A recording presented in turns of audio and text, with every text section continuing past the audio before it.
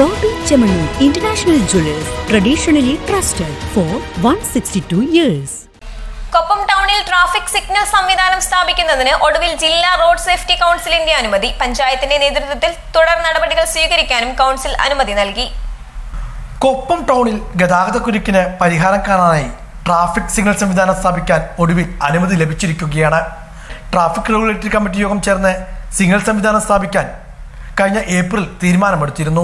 എന്നാൽ ജില്ലാ road safety council കമ്മിറ്റിയുടെ അനുമതി ലഭ്യമാവാത്തതിനാൽ തുടർ നടപടികൾ നീണ്ടുപോകുകയായിരുന്നു.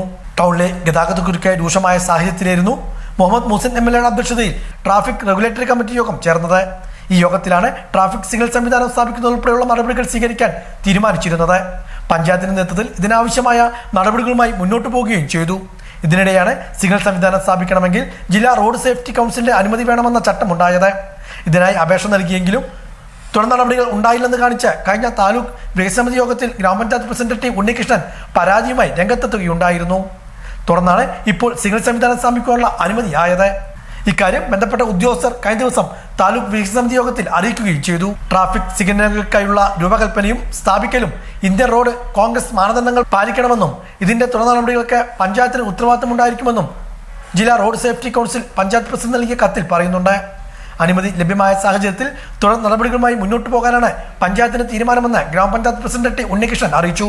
ഇതിനായി എല്ലാ വിഭാഗം ആളുകളെയും ഉൾപ്പെടുത്തി ഉടൻ തന്നെ യോഗം വിളിച്ചു ചേർക്കുമെന്നും പഞ്ചായത്ത് പ്രസിഡന്റ് വ്യക്തമാക്കി.